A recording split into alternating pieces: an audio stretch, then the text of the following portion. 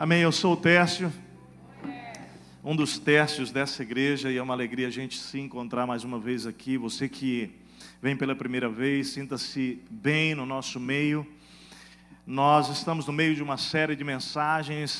Hoje vai ser a terceira palestra dessa série chamada Simplifique.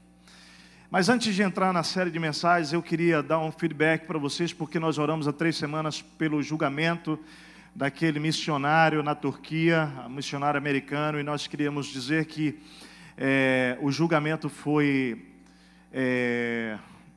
uma grande bênção do ponto de vista de que aquilo que se esperava mais natural acontecer naquele dia, que era a condenação dele, não aconteceu.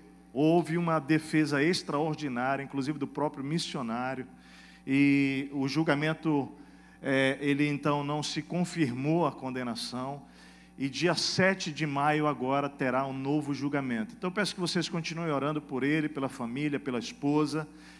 As coisas não estão fáceis na Turquia, nos jornais de circulação nacional, as notícias têm circulado com mentiras, com calúnias acerca do missionário, e nós queríamos que vocês continuassem orando por eles, porque dia 7 nós teremos um novo julgamento. Também queria, queridos, aproveitar essa oportunidade, antes de nós entrarmos na mensagem, para reafirmar, ratificar ou reforçar o encontro que teremos na próxima sexta-feira agora, às 19h30. No final ainda teremos um aviso sobre isso, mas o doutor Guilherme Shelby, que é um procurador regional da República, com sede em Brasília, vai estar conosco aqui, fazendo uma palestra às 19h30, próxima sexta-feira. E você ainda tem a chance de se inscrever hoje, mas nós estaremos provavelmente encerrando as vagas hoje à noite, querido. É uma palestra onde o tema será Família Educa e Escola Ensina. E nós vamos ser ministrados sobre os direitos que nós como pais e a sociedade tem acerca dessa erotização infantil que tem adentrado as escolas, e essa deformação de conceito de família que tem muito a ver com a questão de gênero. E você vai poder ser ministrado e receber recursos realmente legais para que você possa entrar nessa batalha como sociedade, não é, como cidadão, realmente defendendo e protegendo os seus filhos. Amém, queridos? Então você é convidado a estar conosco. A inscrição é R$20, o casal individual 15. Apenas a partir de 14 anos pode estar nessa palestra, e não teremos como acolher os filhos menores dessa idade. Então você que é pai é o público-alvo principal, mas precisa organizar realmente para deixar os seus filhos menos de 14 anos, ok? Nós teremos a inscrição no final, lá no nosso balcão embaixo, para isso.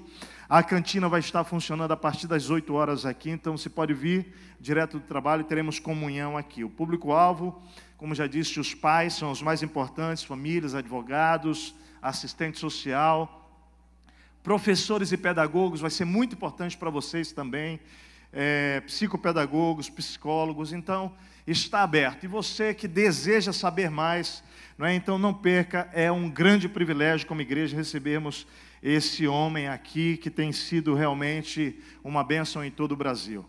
Eu queria também, queridos, dizer que nós estamos recebendo nossos missionários na China, e nós vamos acolhê-los por 45 dias aqui. Eles estarão conosco por 45 dias. Nossos missionários da China raramente aparecem aqui, por conta realmente da distância, dos desafios. E nós estamos orando e procurando um apartamento que possa ser cedido por 45 dias, para que eles possam ter mais privacidade. Ficar 45 dias na casa de um irmão é uma bênção, mas isso afeta não só a família que está acolhendo e o dia a dia, como também a própria privacidade, tempo de descanso para eles. Então, se alguma família que tem um apartamento que está fechado, que tem a geladeira, fogão, e tem a condição de essa família ficar por 45 dias, de dia 1º ou 4 ali de junho a 15 de julho, por favor, nos comunique, que a gente quer acolher muito bem esses nossos amados, ok? Estamos pedindo de 2 quartos, por conta de privacidade dos filhos, e o casal continuando tendo a sua vida íntima, né, sem nenhuma restrição, porque 45 dias é um tempo longo para ficar com reserva, né? Gente, vamos lá. Tenho mais um clamor. Eu queria que os nossos amados, queridos surdos que estão aqui fizessem assim, ó. Levanta. Isso, joia. Amados, nós temos um grupo razoavelmente grande, não são só esses amados que aqui estão, que a igreja tem amado, cuidado, e uma das maneiras que nós temos nos preocupado com eles, especialmente, tem sido com os homens, de ajudá-los numa colocação profissional, num cenário que é tão desafiador para eles, como pessoas especiais, de serem inseridas na nossa sociedade. Então, o meu clamor aqui é que se existe algum empresário, ou alguma empresa que você conhece, que trabalha com inclusão, ou que você queira viver essa experiência, nós estamos orando para ajudar esses nossos queridos, os homens, a se tornarem provedores em suas casas, e nós acreditamos como igreja que esse é mais um papel e mais um apoio que nós podemos fazer de forma prática, tentando construir essa ponte na restauração da vida deles. Amém, queridos? Amém? Estamos juntos, queridos? Então, se você pode nos apoiar nisso, nos procure, entre em contato conosco hoje ou na secretaria, deixe seu contato e nós daremos retorno para você. Louvado seja o Senhor por tudo que Ele tem feito. Nós vamos seguir nessa série de mensagens. E o nosso tema hoje é de sobrecarregado a organizado. Nós vamos falar sobre isso. Quero te convidar a abrir em Marcos capítulo 1, versículos 29 a 39. Nós vamos falar sobre o grande desafio de controlar o poder da sua agenda. Ou seja, não permitir que a sua agenda controle a sua vida, mas que Deus controle a sua vida e que a sua agenda seja feita, elaborada realmente a partir dos valores da palavra. Então vamos para Marcos capítulo 1, versículos 29 a 39. Logo que saíram da sinagoga, foram com Tiago e João à casa de Simão e André. A sogra de Simão estava de cama, com febre, e falaram a respeito dela a Jesus. Então ele se aproximou dela, tomou-a pela mão e ajudou-a a levantar-se. A febre a deixou e ela começou a servi-los. Ao anoitecer, depois do pôr do sol, o povo levou a Jesus todos os doentes e endemoniados. Eu queria que você observasse os detalhes do texto. Não vamos falar aqui do cuidado e do amor de Jesus necessariamente pela sogra de Pedro, mas quero dizer para você que como a gente acredita em Jesus como nosso modelo e padrão para tudo, amém? Amém? A gente precisa tocar nesse ponto de que as sogras são especiais para Jesus. Amém? Então isso significa que nós temos que parar com essas piadinhas com sogras. Respeitar, amar as nossas sogras, amém? Salvo se você for um filhão da sua sogra, aí você brinca com ela que ela entende. Salvo isso, essas piadinhas são de muito mau gosto. Faz sentido ou não?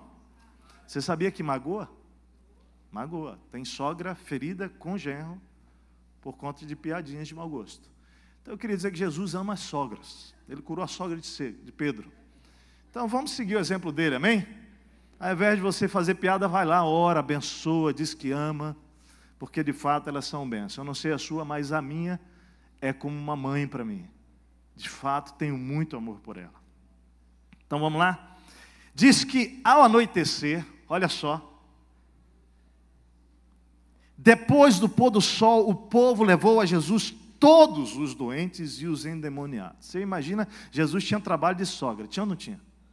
Todos. O texto diz que toda a cidade, não foram alguns da cidade, toda a cidade se reuniu à porta da casa e Jesus curou muitos que sofriam de várias doenças. Olha só, toda a cidade foi para a frente da casa, mas Jesus curou quantos? Todos. Olha o texto. Curou muitos. Quer dizer, Jesus podia curar todos? Claro, mas Ele não curou todos, Ele curou muitos.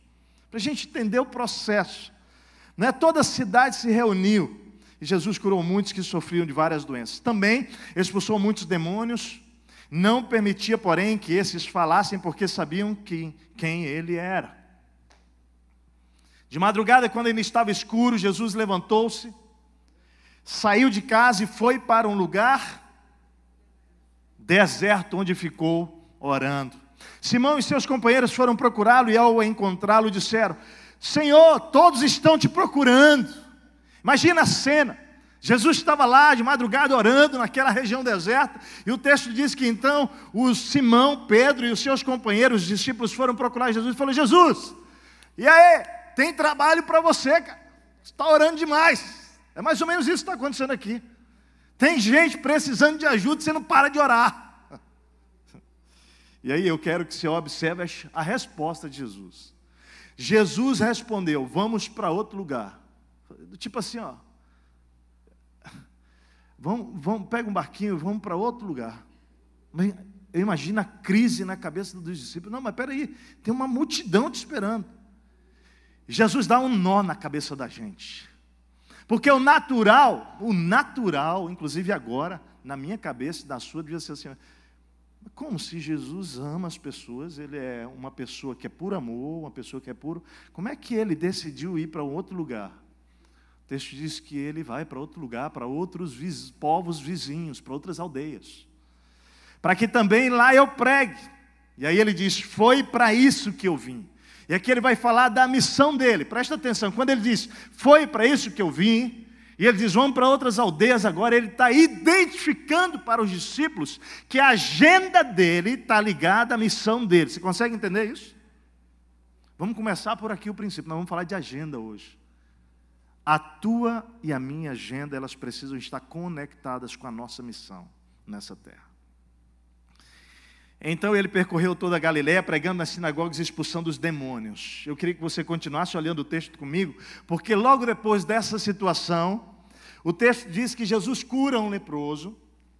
Marcos vai narrar isso. Depois ele cura um paralítico. E no versículo 13, olha lá de Marcos capítulo 12, Jesus saiu outra vez para a beira-mar. E no versículo 15 que diz que Jesus foi fazer uma refeição na casa de Levi. Logo depois disso, ele tem um encontro com os fariseus. Mas no versículo 23 diz que Jesus passeia depois com os discípulos nas lavouras dos cereais da Galileia. E enquanto Jesus está caminhando com os seus discípulos, ele está falando sobre o sábado. E ensinando para os discípulos que o sábado foi feito para o homem, não o homem para o sábado. Ele está quebrando a religiosidade dos fariseus. Ele está num passeio no campo, querido, com os seus discípulos. Logo após isso, de novo ele realiza uma cura do homem da mão atrofiada. E ele faz essa cura no sábado. E os fariseus entram numa loucura, porque o sábado, por ser santo, Shabat, separado para Deus, não podia acontecer nada. E Jesus começa a curar no sábado. Versículo 7 do capítulo 3 vai mostrar Jesus se retirando. Várias passagens na Bíblia aparecem esse termo: Jesus se retira. Jesus se retira com seus discípulos para o mar. E aí mais uma vez uma multidão cerca ao ouvirem dos milagres e correm para Jesus para encontrar. No versículo 9 você vai encontrar um aparente contrassenso, porque Jesus, ao invés de ir para aquela multidão ao encontro, o texto diz que por causa da multidão, olha só, Jesus pede um barquinho para se afastar da multidão. Mas como? Se ele é puro amor, como isso? E o texto diz que Jesus fala assim: traz um barquinho, pois ele já havia curado muitas pessoas. E no versículo 13, Jesus sobe a um monte e chama para si aqueles que ele quis, os quais vieram para junto dele, escolheu 12 e os designou apóstolos para que estivessem com ele e os enviassem a pregar e tivessem autoridade para expulsar demônios. Queridos, 2 semanas atrás nós demos o ponto de partida dessa série através da palavra do nosso querido Leandro, pastor Leandro. Essa série pressupõe 10 práticas, das quais nós vamos apresentar 8 apenas delas. Se você quiser aprofundar mais um pouco, passa ali na livraria. O livro chama Simplifique. Nosso propósito é ajudar você a colocar a sua alma em ordem. Em outras palavras, querido, a nossa motivação como servos, como pastores, líderes dessa igreja, servindo a Jesus e a igreja, é investir esse tempo para ministrar à sua vida aquilo que o Espírito tem ministrando ao nosso próprio coração. Porque Deus tem falado seriamente com cada um de nós, pastores, sobre a importância de uma vida saudável, equilibrada, nos 3 aspectos: corpo, alma e espírito. Somos seres completos, você crê nisso? Amém? Mas na maioria das vezes nós pendemos para cuidar de uma área da nossa vida mais do que outra. Ou cuidamos da área física do corpo, mas desprezamos a área da alma, ou a área do espírito. Ou o contrário, cuidamos da área espiritual, mas não lidamos com as nossas emoções. Como se fosse possível ser saudável espiritualmente sem tratar as emoções. Não, querido. Elas estão conectadas, somos um ser único. Como também, queridos, Deus tem nos falado como nós precisamos deixar Deus mexer no espírito, na nossa alma, mas também no nosso corpo, porque Ele habita em nós e o nosso corpo glorifica ao Senhor. Então nós temos esse momento, queridos, que separamos para essa série, para deixar Deus trabalhar no nosso coração. Sabe por quê? Porque, especialmente a nossa palestra de hoje, que vai falar sobre agenda, sobre o nosso dia a dia, o fato é que geralmente nós focamos a nossa vida e a nossa agenda no que é tangível, no que é material. E nós, querido, vamos abrindo mão de cuidar da vida nos aspectos que eles são intangíveis ou subjetivos, destruindo assim as nossas vidas, valores, e quando menos nos damos conta, nós estamos exaustos, nós estamos cansados, nós estamos sufocados, nós estamos sobrecarregados, ansiosos, isolados e insatisfeitos com a vida. Por isso nosso tema hoje, de sobrecarregado a organizado, simplificar a vida é preciso. O Leandro bem nos introduziu, deixando claro que simplificar é mais do que fazer menos. Vamos dizer essa frase? Simplificar. Vamos lá juntos. Simplificar é mais do que fazer menos. Tem muito mais a ver, queridos, com ser quem Deus nos chamou para ser. Viver com um foco concentrado, objetivo, e que quando você colocar a cabeça no travesseiro à noite, você sinta, querido, que há uma conexão entre o seu corpo, entre a sua alma e o seu espírito, com a missão para a qual Deus criou você. E aí você vai ter a paz de que você tem investido a sua agenda, os seus dias, as suas horas, bem de acordo com o propósito para o qual você foi criado. Eu fui criado. Somos como um balde, querido.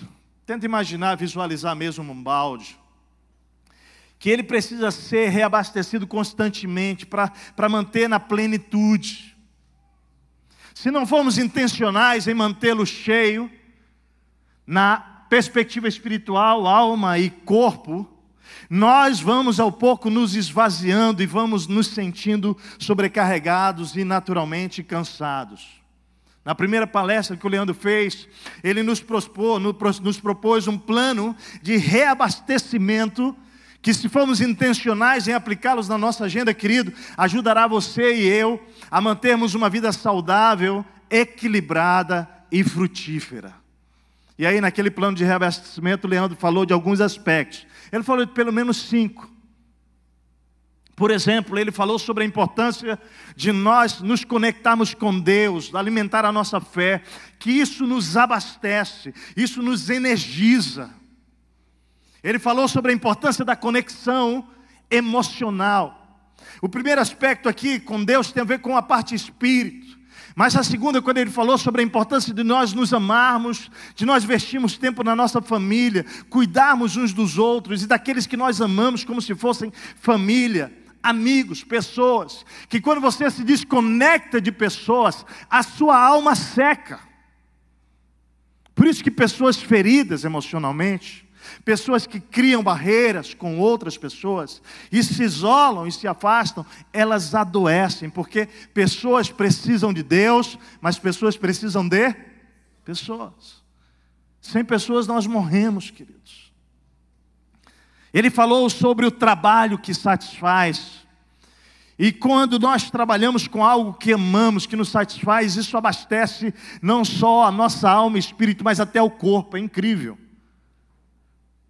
Falou sobre a importância do lazer e da recreação para abastecer o nosso corpo e a nossa alma, e do exercício físico, dormir bem, alimentar-se bem. Talvez a sua lista de reabastecimento seja diferente, mas todos nós precisamos de uma lista que ela tem a ver com energizar a sua vida, com abastecer a sua vida.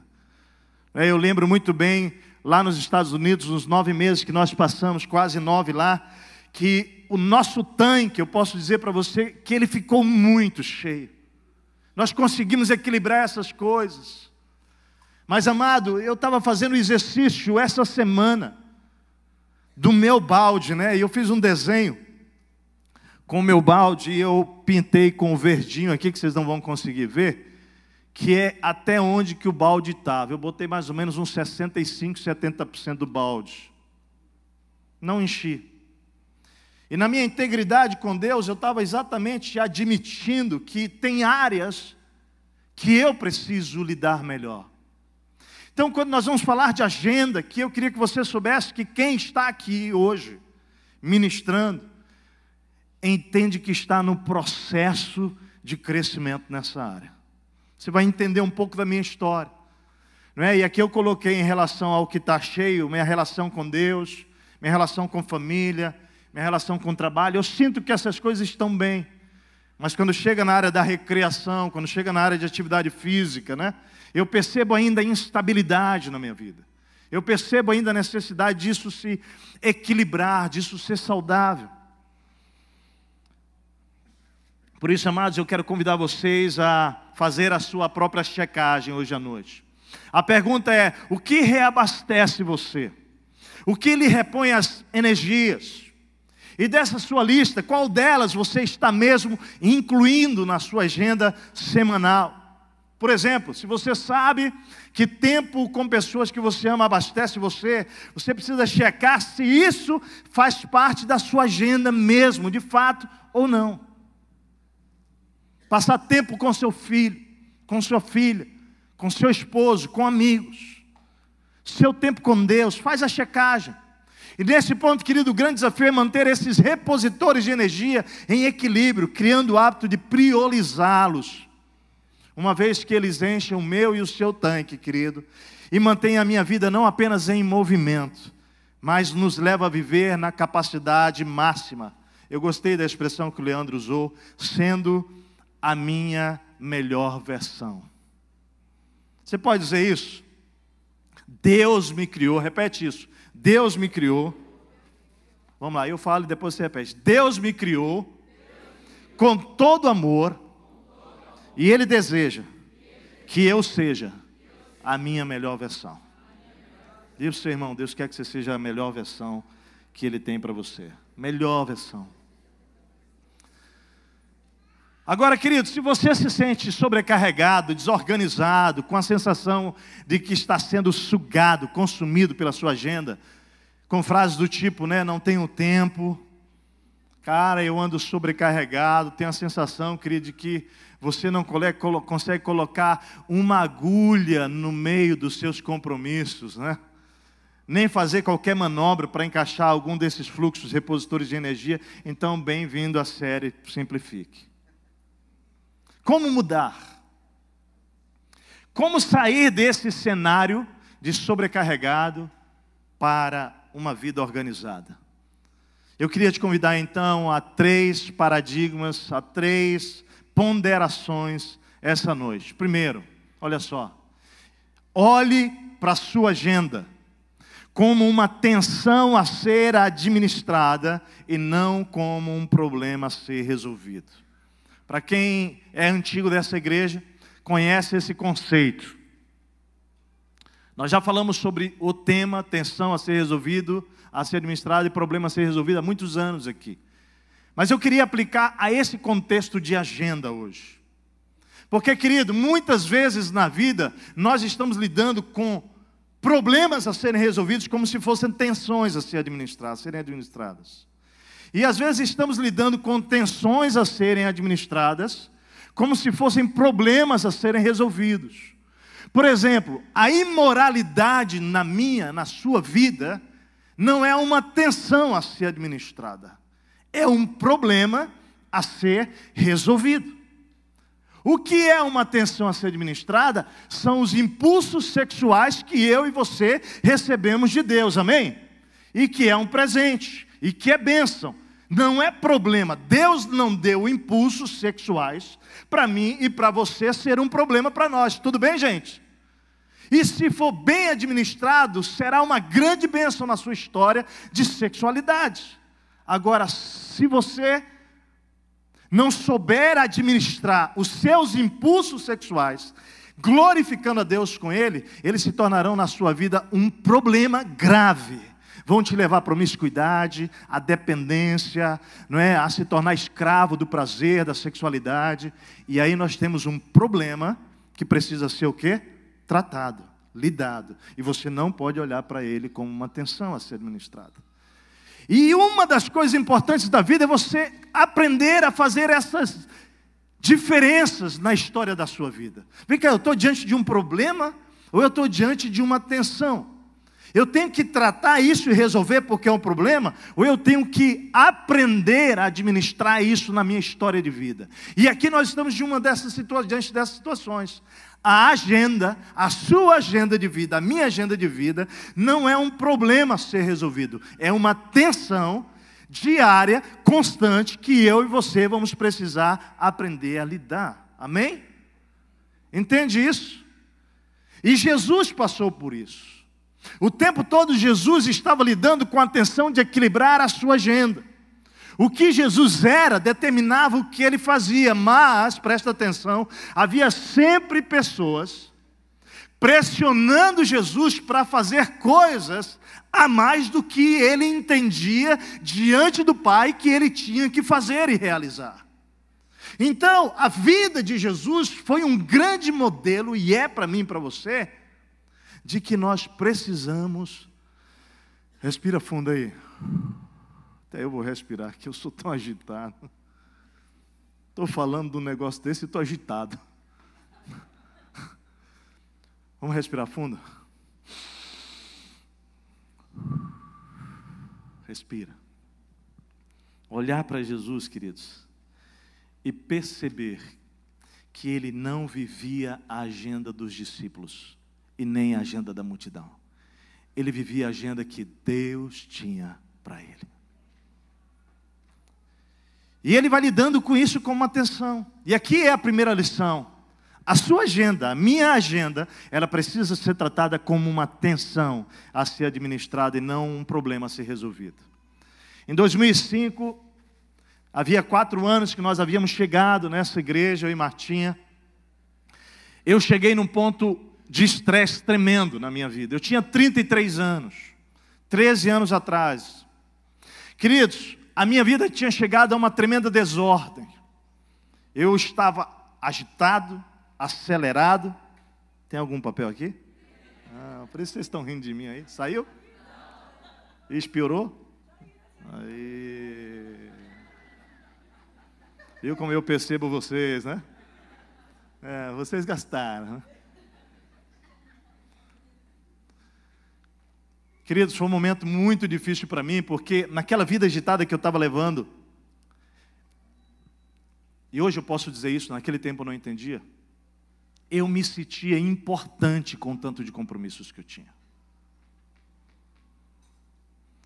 Interessante, a Lailinha tinha 1 ano e meio, e a Radassa estava no ventre da Martinha, nossa segunda filha para nascer, nasceria em dezembro daquele ano, e no mês de junho daquele ano, preste atenção, eu dei um piripaque.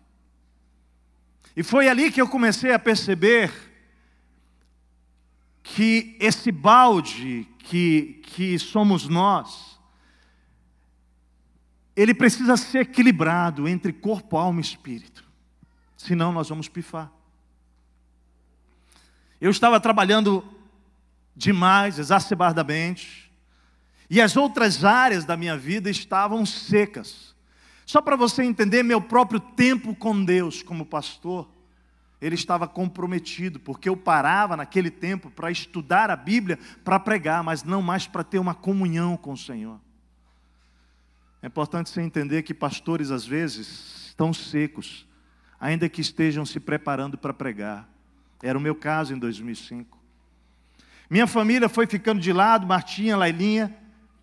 Naquele ano, que era o primeiro ano de vida da Laila, queridos, eu havia me comprometido antes ainda da Lailinha nascer, que jamais, estando em Porto Alegre, porque às vezes, por circunstância, nós viajamos como homens, como pais, né, como profissionais, mas estando em Porto Alegre, que eu jamais sairia de casa, a Lailinha dormindo, a Radassa não havia nascido ainda, e voltaria para casa sem que a gente pudesse ter tempo de comunhão, de brincar. E naquele ano aconteceu, não só uma vez, de eu estando na cidade, sair de manhã, voltar à noite, já tarde da noite, de tanto trabalhar, e lá ela já tinha acordado e já tinha dormido. Estava, na verdade, secando completamente, minhas noites eram curtas. Eu me lembro que eu achava improdutivo dormir, com tanto de coisa na minha cabeça para fazer, porque era o início da igreja. A igreja tinha 90 pessoas naquele tempo e a minha cabeça não parava do tanto de coisa que a gente tinha para fazer. Então, para mim, eu achava que dormir era desnecessário. E quando você não dorme, o seu corpo sente, a sua alma seca, e você não tem uma espiritualidade embasada na pessoa de Jesus. Você vai dar o quê? Nenhuma atividade física, nenhum tipo de lazer. E a palavra mais certa para me definir naquele tempo é absolutamente sobrecarregado. Mas eu não via isso, queridos. Embora todos à minha volta naquele tempo percebessem a minha insanidade, eu não percebia. E o ápice desse momento foi quando nós fizemos uma viagem para São Paulo, para fazer um benchmarking lá com 2 igrejas, conhecer aquelas igrejas, tomar informações, conhecimentos, igrejas relevantes do nosso país, que em 3 dias, nós fomos com uma caravana de 29 pessoas, em 3 dias eu dormi 4 horas. Você pode imaginar isso? Eu estava perdido, gente. Como se diz, eu estava fora da casinha. E o pior é que, além de eu não dormir naquelas madrugadas, eu ficava puxando um pastor, o outro pastor, para passar a madrugada comigo, sonhando e conversando.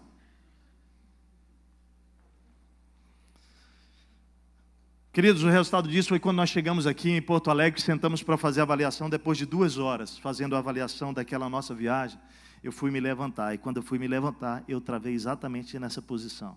A minha coluna travou. Eu passei 40 dias, 45 dias num estado difícil demais, onde eu não conseguia me levantar, Martim me levantando, e no meio daquela história, eu tentando trabalhar, ainda insanamente naquele processo. Deus então sabe como fazer com a gente. Quando você não para, o que acontece? Deus para você. Deus me parou. Eu passei 90 dias afastado, tive que fazer o procedimento cirúrgico, coloquei 2 discos de titânio, 6 parafusos. Você pode imaginar a Martinha grávida cuidando de mim? Por 90 dias, sem nenhuma brincadeira. A minha recuperação durou 6 meses. Mas pelos primeiros 90 dias, a Martinha tinha que me dar banho, tinha que me vestir, ela tinha que trocar minha roupa, ela tinha que me deitar, ela tinha que me levantar. Aos poucos eu fui melhorando e eu fiquei como um Robocop, né? Que eu tinha que me movimentar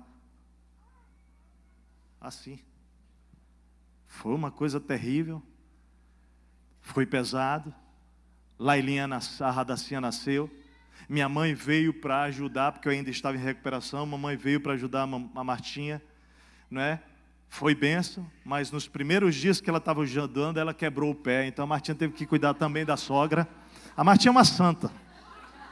Martinha é santa. Claro que eu estou brincando. Ela é uma mulher de Deus com seus desafios. Mas pense o desafio da Martinha.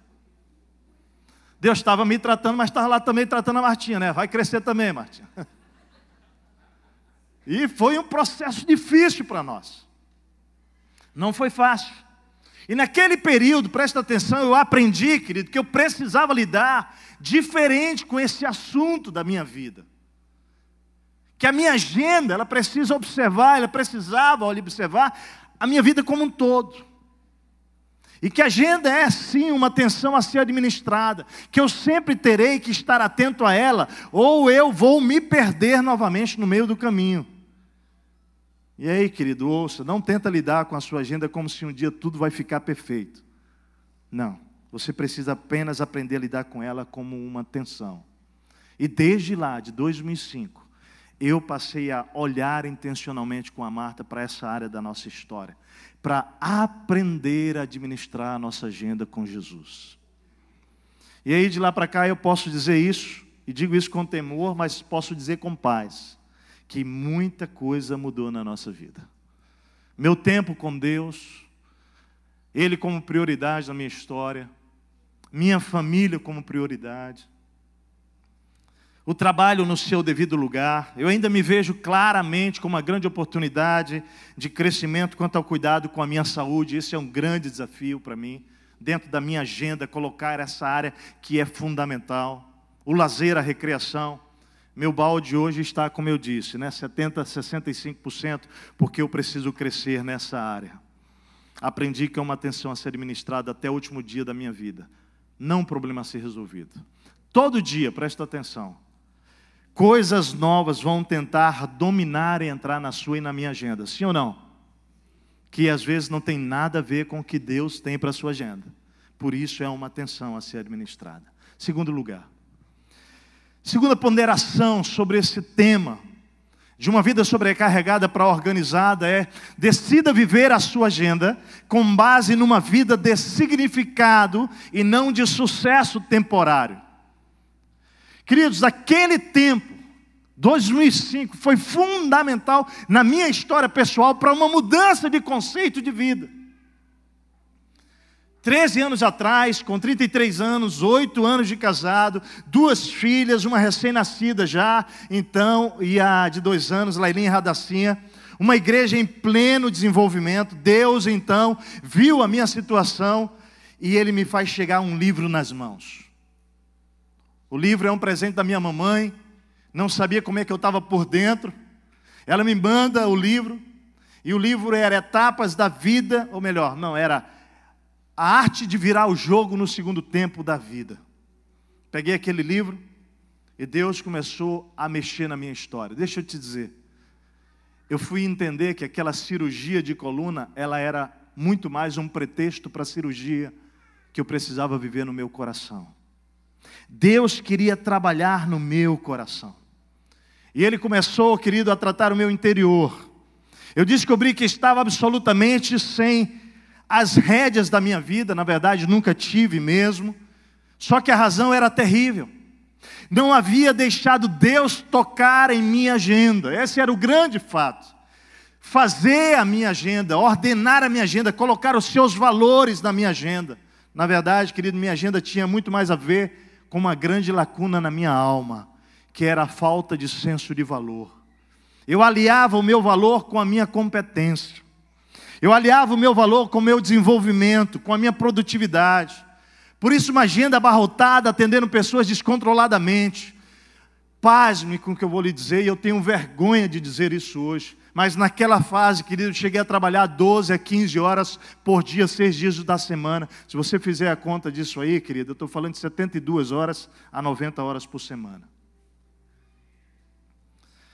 Não tinha noção nenhuma do porquê isso.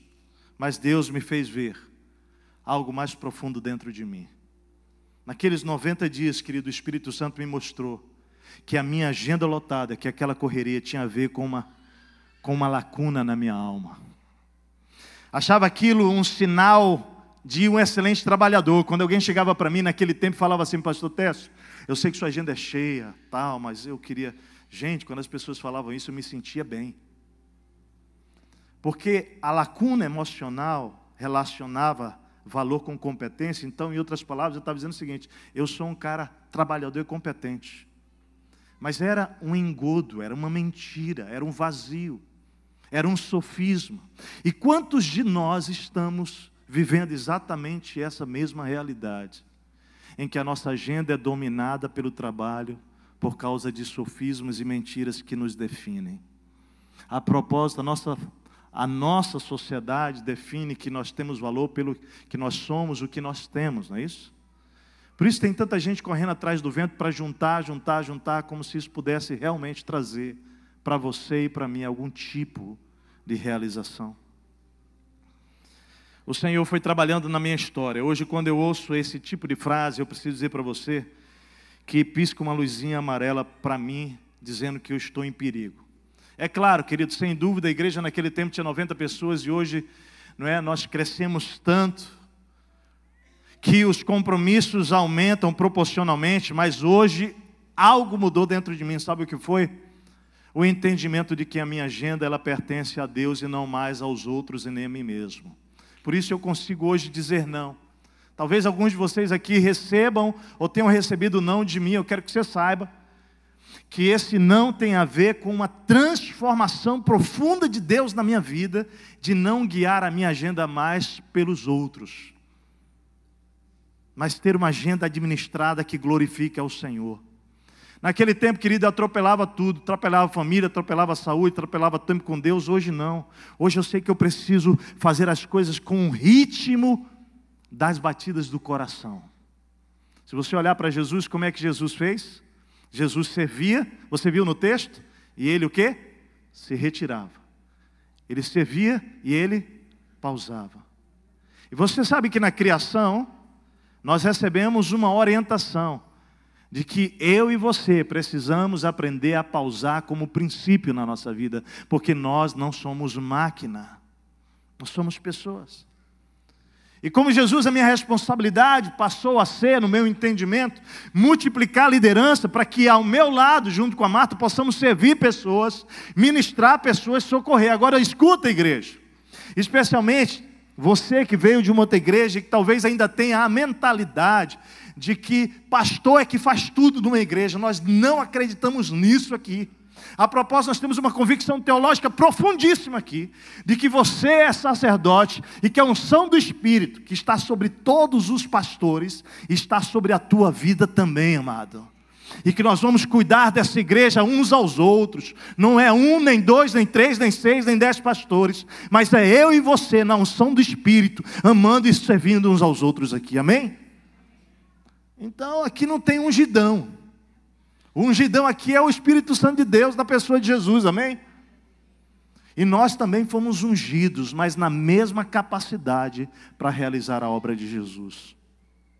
Então, amados, o que eu creio é que uma igreja que deseja fazer diferença numa sociedade, ela não pode pensar em ser só cuidada, ela também precisa se levantar para cuidar das pessoas. Imaginem os discípulos de Jesus ao ouvirem Jesus os desafiando a servirem com ele, né? Quando Jesus vai designá-los, eles dizem: não, Jesus, não, nós não, esse trabalho é seu, e nós só queremos ser cuidados por você, e você cuida de nós, da multidão. Você acha que teria dado certo? Você acha que teria dado certo? Não. Nós olhamos para essa cidade com compaixão, mas Deus precisa levantar você e eu para fazermos essa obra juntos. Deus, na verdade, querido, me parou para mostrar que a igreja sobreviveria sem mim. Essa é a grande verdade. Na minha arrogância como menino de 33 anos, eu pensava que a Monte Serrado dependeria de mim. Deus me parou 45 dias, depois 90 dias. E quando eu voltei, quer saber qual é a verdade? O Senhor me deu um sentimento profundo de que eu era descartável naquele lugar. Porque Ele estava querendo me dizer que nunca teve a ver com uma pessoa, senão com o Espírito Santo de Deus. A igreja é dele, gente. O pastor que pensa que a igreja passa por ele, depende dele, é uma loucura. Não, a igreja é do Senhor Jesus. Mas além disso, querido, tinha mais lições. Deus queria me curar das minhas motivações erradas. Ainda que de fato eu amasse servir, amar pessoas, cuidar de pessoas, por detrás, querido, da minha correria, mesmo fazendo coisas espirituais, havia missão oculta misturada. Eu estava também buscando o reconhecimento das pessoas. Eu estava querendo encontrar o meu valor, quem eu era, o quanto eu era capaz de fazer. Havia me tornado escravo de uma emoção distorcida e tentado saciá-la pelo trabalho, o que jamais aconteceria. E aí, querido, naquele tempo, Deus me mostrou que o meu valor estava nele. No fato de ter sido criado por Ele, que nada que eu fizesse aumentaria o seu amor por mim. Hoje, 13 anos depois, deixa eu dizer como é que eu me encontro. Eu continuo trabalhando muito, porque eu amo trabalhar.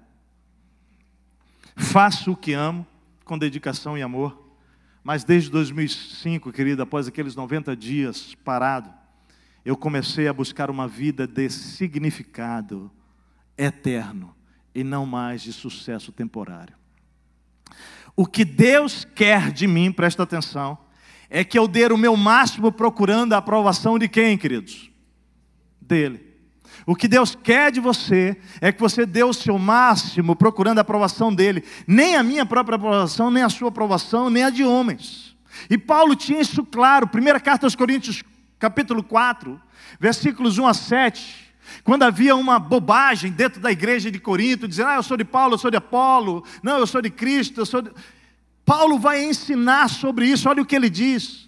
Ele fala, portanto, que todos nos considerem servos de Cristo e encarregados dos mistérios de Deus. Está aí. Se tem uma reputação saudável para mim e para você, é servo do Senhor Jesus. Nós cuidamos do reino de Deus. O que se requer desses servos, eu e você, é que nós sejamos o quê? Fiéis. Aí ele continua dizendo assim, pouco me importa ser julgado por vocês ou por qualquer tribunal humano. De fato, nem eu julgo a mim mesmo, embora em nada a minha consciência me acuse, nem por isso justifico a mim mesmo. O Senhor é quem me julga. Portanto, não julguem nada antes da hora devida. Espere até que o Senhor venha. Ele trará à luz o que está oculto nas trevas e manifestará as intenções do coração. E aqui Paulo está ensinando aquela igreja, querido, que nem ele, nem Apolo estavam preocupados com o julgamento, nem deles sobre si mesmos, e nem do povo, mas do que Deus pensava deles. Amados, quando eu entendi esse texto, presta atenção, foi quando eu comecei a entender, lá em 2005, que eu precisava me importar com o que Deus pensava de mim na minha agenda.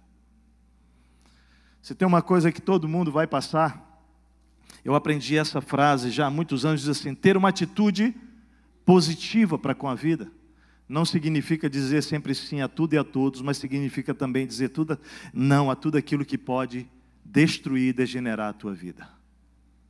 Você sabe que uma agenda fora do controle tem poder para degenerar e destruir a tua vida e a tua família? Você acredita nisso ou não? Acredita? Quantas famílias estão hoje destruídas na nossa sociedade por uma má administração da agenda pessoal? É disso que Deus está nos falando. E não julgue a si mesmo também. Eu acho tremendo quando Paulo diz isso, porque nosso julgamento sobre nós, por vezes, é distorcido. Ou nós nos julgamos, nos condenando, né? Colocando sobre nós um julgo, ou nós nos orgulhamos. Ele está dizendo, cara, nem eu me julgo. E nem permito que os outros me julguem, mas o Senhor é quem vai julgar você e a mim sobre a nossa vida. E Ele trará à luz todas as coisas, intenções do coração. Aí o texto continua dizendo, nessa ocasião cada um receberá de Deus a sua aprovação. Então você e eu seremos aprovados pelo próprio Deus, querido. E isso que importa. E o texto diz, irmãos, apliquei essas coisas a mim, Apolo, por amor a vocês. Ele está dizendo, olha, eu já coloquei isso em prática por amor a vocês, para que aprendam de nós o que significa não ultrapassem o que está escrito. Assim, se alguém se orgulha a favor de um homem em detrimento de outro, né? Assim ninguém se orgulha a favor de um homem em detrimento do outro. Ele está dizendo, cara, que bobagem. Paulo não é melhor que Apolo, Apolo não é de Paulo. Não, querido, para com essa bobagem. Aí ele vai dizer por que isso é bobagem. Presta atenção no texto. Ele diz assim, pois quem torna você diferente de qualquer outra pessoa? E aí, amado, não importa os seus custos, o seu recurso, a sua conta, seu status, o que faz você diferente de qualquer outra pessoa? Do pó saímos e para onde nós vamos voltar? Por que a sociedade considera pessoas que têm mais ou que têm alguma posição social mais? Se do pó sair e para o pó vão voltar. Isso chama sofisma. O diabo lança uma mentira na sociedade que gruda. E a sociedade passa a viver a partir dela, correndo atrás do vento, se deteriorando, se acabando em torno do nada. Você não é o que você possui. Diz isso, eu não sou. o que eu possuo. Eu sou amado e amada de Deus. Ponto. Não põe mais nada aí não. Não precisa de vírgula, ponto e vírgula, nada. Você é isso, eu sou isso. E ele diz, o que você tem que não tenha recebido de alguém? Da parte de quem? O que eu tenho que não recebi de Deus? Ele diz, e se você recebeu, por que você se orgulha como se assim não fosse? Então é uma bobagem quando a gente faz alguma coisa bem, quando a gente produz, cara, e o Senhor foi desconstruindo isso na minha vida, dizendo, cara, o que você tem que não recebeu de mim? E se alguma coisa está dando certo, não tem nada a ver com você, veio de mim. Se veio de mim, por que você se orgulha? Por isso que Pedro vai dizer o seguinte, importa mais agradar a Deus do que aos... Quando ele é colocado na parede, ele diz, se eu me importasse em agradar os homens, eu não seria servo do Senhor Jesus Cristo. Nós precisamos entender que a nossa agenda precisa estar aliada ao que Deus espera de nós e não os homens. Essas lições, então, querido, desde lá, têm me levado a uma vida que eu posso declarar para a glória de Jesus em termos de organização bem melhor. Mas sempre há uma oportunidade de crescer, né? O ano passado, como igreja, nós mexemos na nossa agenda toda, não é? Da equipe pastoral, da liderança, por mais um desses momentos de quase ser conduzido por uma emoção errada, que foi quando eu voltei dos Estados Unidos, psicologicamente pensando. Eu achava que eu tinha uma dívida para com a igreja, que eu tinha que trabalhar mais do que eu trabalhava antes. E o Senhor, para. Graças a Deus, não precisou de nenhuma cirurgia dessa vez. A gente parou, mexeu na agenda da igreja, mexeu na agenda das famílias, porque a gente disse, não, nós não seremos mais levados por emoções distorcidas. Então eu quero te fazer uma pergunta. Será que a sua agenda ela não está sendo dirigida por ações e emoções distorcidas? Examine as suas emoções e perceba o impacto dela nas suas agendas. Terceiro lugar, terceira ponderação. Se eu quero sair de uma vida desorganizada para uma vida organizada, uma vida sobrecarregada para uma vida equilibrada, eu preciso, guarda bem, talvez isso aqui seja o princípio mais importante da noite, colocar na minha agenda o intangível e não apenas o tangível. Eu vou explicar. Logo que eu cheguei a Monte Serrar, com 29 anos, a Martinha com 23 aninhos, uma guriazinha. Nós não tínhamos filhos. A igreja era uma igreja pequena, como falamos. E de fato, nosso empenho sincero nos fez passar por muito mais tempo, né? Dedicando-nos ao trabalho que Deus nos confiou, colocando em nossa agenda compromisso e mais compromisso e mais compromisso. Agora escuta, à medida que essas experiências do crescimento interior foram acontecendo na nossa história, em que Deus foi nos ensinando a importância de uma vida equilibrada, nós fomos descobrindo juntos que a nossa agenda, guarde bem isso, precisava incluir também, contemplar também as nossas responsabilidades fora do trabalho. Sabe por quê? Porque a maioria de nós tem uma agenda, mas essa agenda é de trabalho, tem a ver com o trabalho. É uma agenda tangível. É uma agenda que tem a ver com horário, com compromisso, com isso, com aquilo e tudo mais. E na verdade, Deus estava revolucionando a nossa cabeça, dizendo, não, querido, a sua vida não é o seu trabalho. Diga assim, a minha vida não é o meu trabalho. Eu sou um ser completo, corpo, alma e espírito. Então a minha agenda precisa ser composta disso. E o que é intangível é o que é intransferível, na verdade, na nossa agenda. Só que quase sempre a nossa agenda ela tem base do que é tangível. Ela tem a base no que é tangível. Aí você está agora com a pergunta, o que ele quer dizer com intangível? Deixa eu dizer. Na verdade, querido, a agenda tangível ela está muito mais atrelada ao que nós precisamos realizar. E a agenda intangível está muito mais atrelada a quem nós precisamos ser, nos tornar. Você pegou? Vou repetir. A agenda tangível, horário para isso, para que papapá, tem muito mais a ver com o que nós temos que fazer, realizar. E a agenda intangível tem a ver com o que nós temos que nos tornar. Por isso, querido, que, por exemplo, vida com Deus é algo que é imensurável, intangível. Mas isso é intransferível para a nossa vida, porque isso é que vai modificar o nosso caráter. E quase nunca isso está na nossa agenda. O que Deus está falando com você? Deus começou a trabalhar conosco, mostrando o seguinte, que o problema de fazermos uma agenda embasada só no que é tangível, é que quando você monta a agenda dessa maneira, você não consegue incluir mais o intangível nela.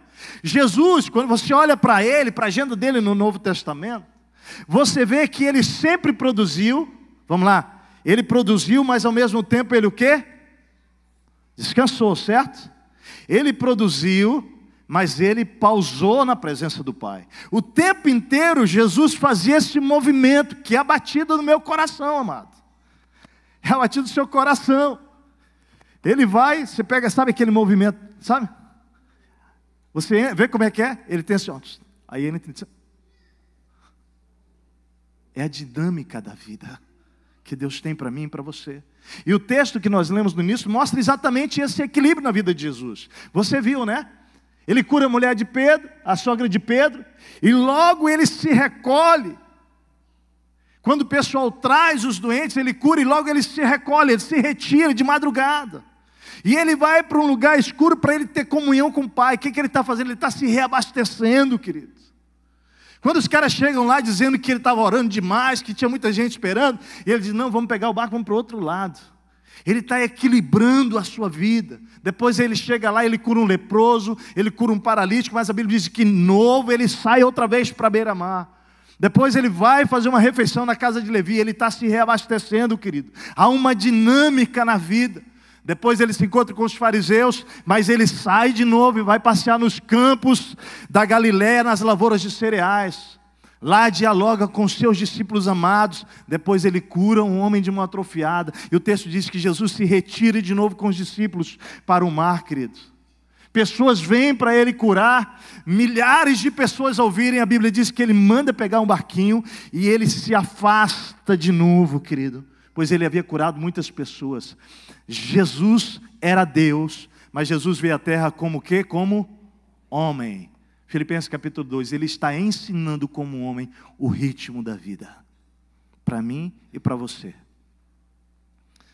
E aí, querido, isso dá um nó na minha cabeça e na sua, pois os discípulos ficaram nessa crise.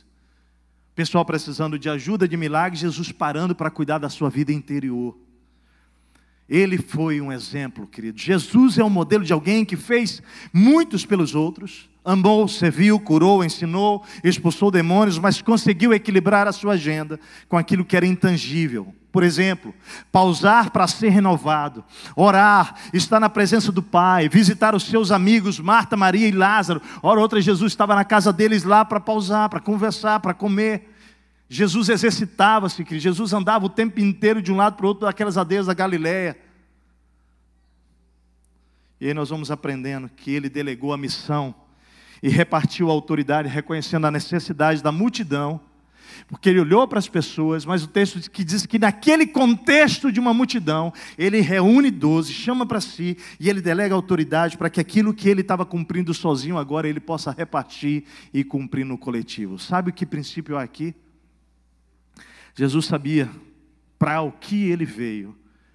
E a sua agenda guiava a sua vida, ou melhor, a sua missão guiava a sua agenda, mas trouxe pessoas para si e repartiu a sua missão para nos ensinar, querido, que somos limitados. Diga assim, eu sou limitado. E olha para isso, querido, como algo que Deus criou você assim, para que você possa depender de outros, para que você dependa de pessoas, para que você dependa de Deus. O mundo não será salvo por você apenas. Deus vai usar cada um de nós para isso, amém?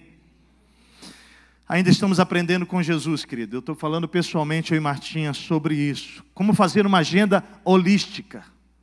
Não é buscando integrar toda a nossa vida, não apenas a vida profissional, mas todas as áreas da nossa vida, corpo, alma e espírito nessa agenda.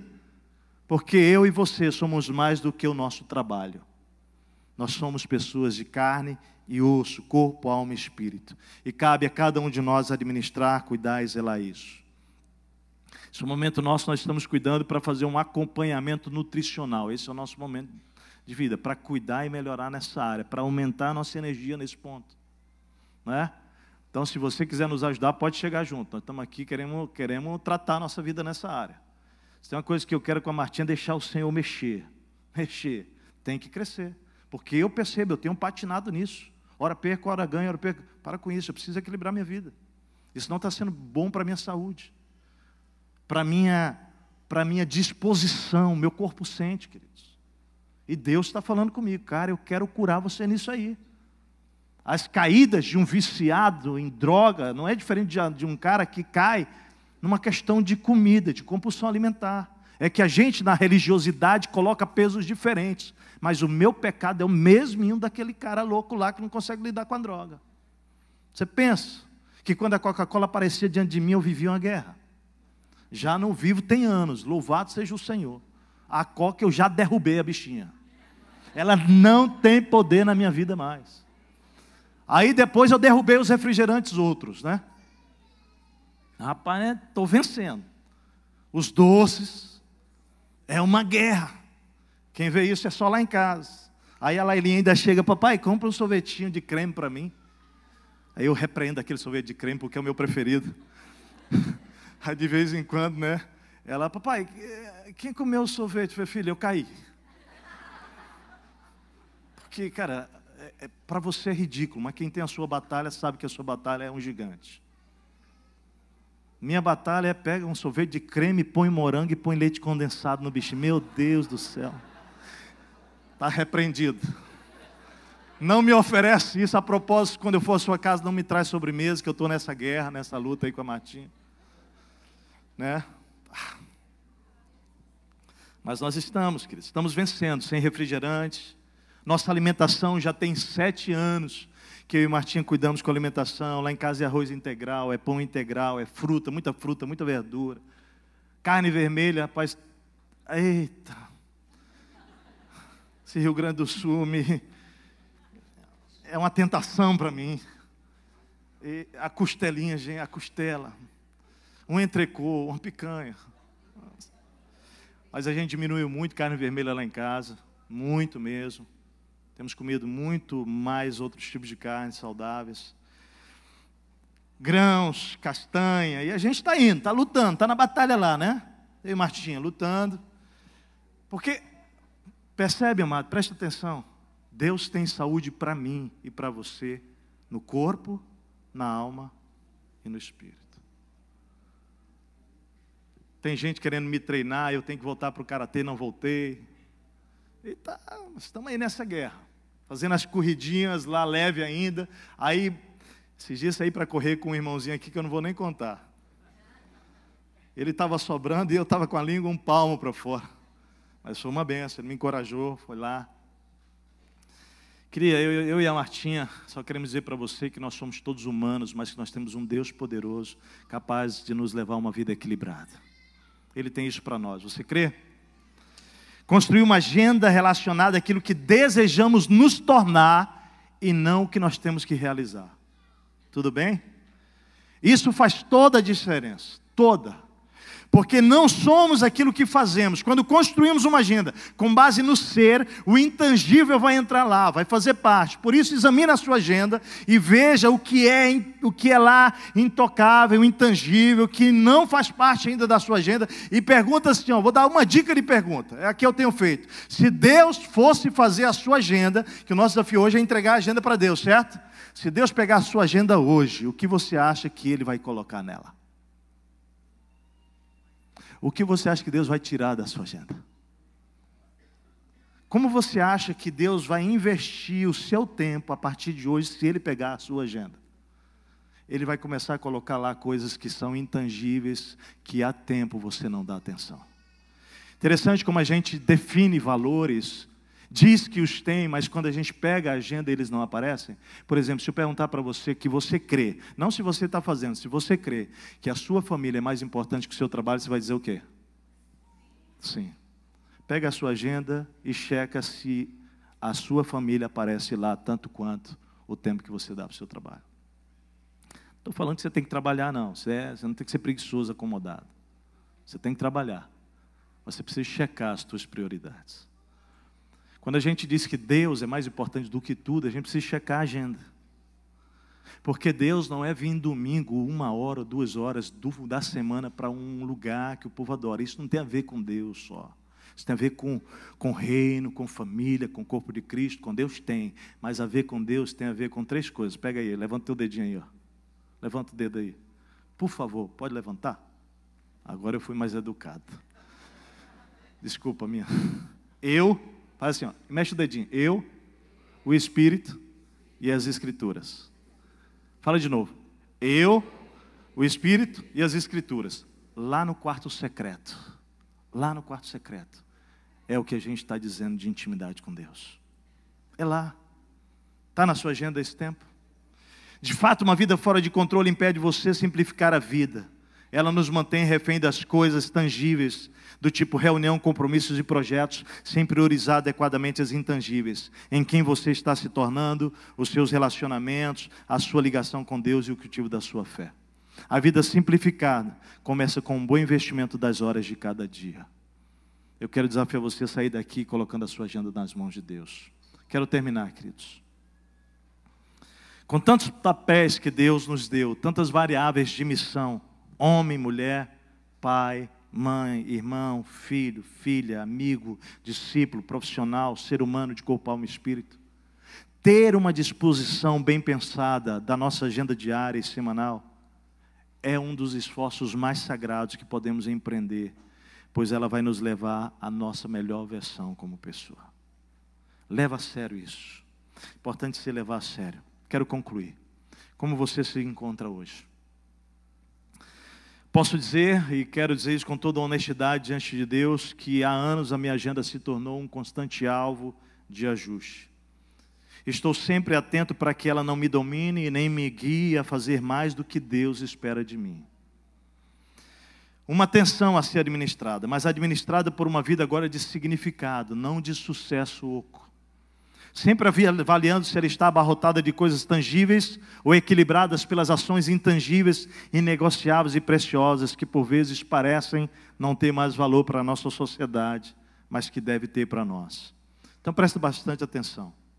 Deus deseja nos oferecer uma vida abundante, mas para isso você vai precisar desconstruir conceitos errados do tipo que o seu valor é o quanto você produz.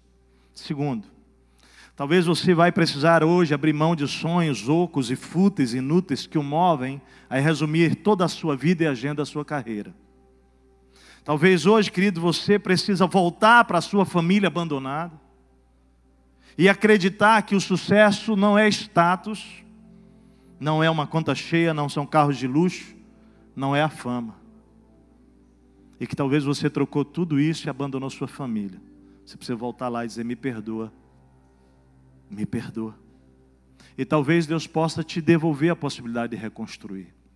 Outros passivamente não têm pago o preço de trabalhar, estudar, crescer, porque o modelo da vida que receberam não trazia junto o valor da dedicação e da responsabilidade. Talvez no seu caso, se esse é o seu, você precise ter uma agenda mais voltada para o tangível, porque você vive no intangível, né? Você precisa de prática.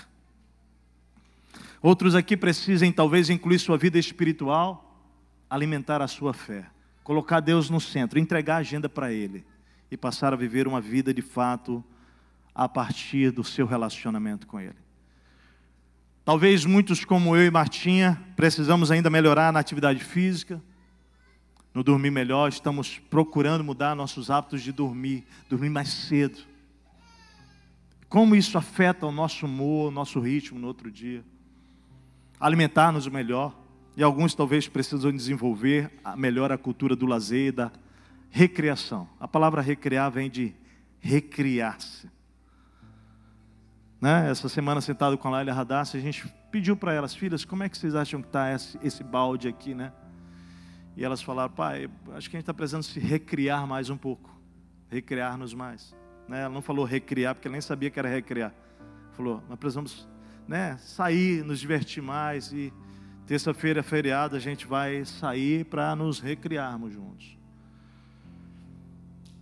Para criar uma agenda que reflita os objetivos mais importantes que Deus tem para mim e para você, nós precisamos começar com a pergunta certa. Eu quero te dar a pergunta certa essa noite. A pergunta certa não é: o que eu desejo deixar pronto nos próximos dias ou na próxima semana? A pergunta certa é essa, olha só: quem Deus quer que eu me torne nos próximos 30 dias? Quem Deus quer que eu seja nos próximos meses? E aí a sua agenda vai fazer todo sentido, se você começar por essa pergunta. Uma vez que você responde a isso, querido, você vai fazer agenda, programações que vão servir como ferramenta para você ser o que Deus deseja que você seja. E a partir daí fazer o que Ele deseja que você faça. E aí você não vai ser dirigido mais pela urgência e nem pelas pessoas, mas pela agenda de Deus para você. Vamos lá, vamos sair daqui com esses temas aí. Definir os seus valores, não deixar suas enfermidades emocionais guiar a sua agenda, incluir o intangível nela e atrelar a sua agenda a quem você deseja se tornar e não ao que você deseja realizar. Eu creio que colocando Deus em primeiro lugar e mantendo a sua prioridade sob controle, querido, as prioridades de Deus, você e eu vamos poder viver uma vida abundante prometida pelo Senhor.